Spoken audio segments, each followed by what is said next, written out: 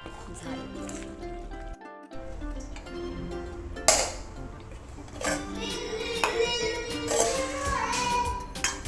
Hello everyone, तर आज मी अख्खा मसूरची भाजी बनवत आहे. खूप सिंपल बनवणार आहे, काही जास्त मसाले घालणार नाही याच्यामध्ये. तर चला मी त्याला फोडणी देते. तर मी फ्लॉवरची भाजी सुकी बनवली होती माझ्या मुलासाठी, तर त्याचं तेल राहिलं आहे. त्यातच थोडंसं तेल अजून ॲड करून मी भाज्यातच फोडणी देणार आहे. तेल गरम झालं आहे, तर ह्यात आता मोहरी, जिरे, थोडीशी हिंग घालते, हळद, घरचं लाल तिखट आहे,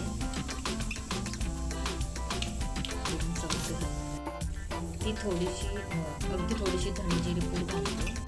इथे माझ्याकडे रेडीमेड आलेलं पेस्ट आहे, ती थोडीशी घातली आहे. तर मिक्स करून घेते चमच्याने.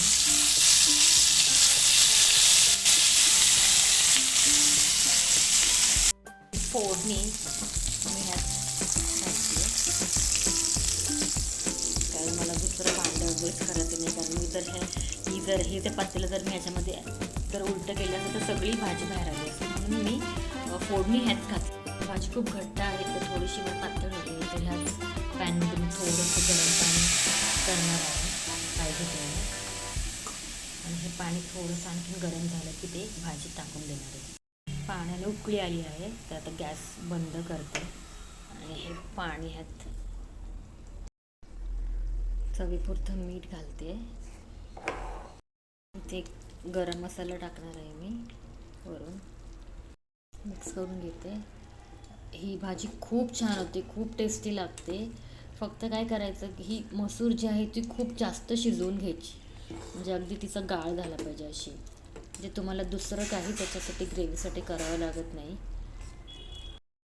खूप घट्ट होते, दुसरं काहीच वाटण, काहीच कांदा टोमॅटो घालायची गरज नाही पडत. खूप छान लागते. आणि ह्यात मी एवढासा पाव लिंबू घालणार आहे. खूप छान लागते हे लिंबू टाकल्यानंतर भाजी. तुम्ही नक्की ट्राय करा. झाले. ही खूप कमी वेळेमध्ये ही बनवून होते आणि खूप टेस्टी लागते. माझी फेवरेट आहे ही अख्खा मसूरची भाजी. हे बघा, भाजी सर्व केली आहे. खूप टेस्टी होते ही भाजी, नक्की ट्राय करा. इथे कांदा घेतला आहे, ठेचा पण आहे मिरचीचा. तर ही एकच भाजी केली की तुम्हाला दुसऱ्या कुठल्या भाजीची गरज नाही पडत. भातासोबत आणि चपातीसोबत ही पुरेशी होते. तर नक्की ट्राय करा. थँक्यू.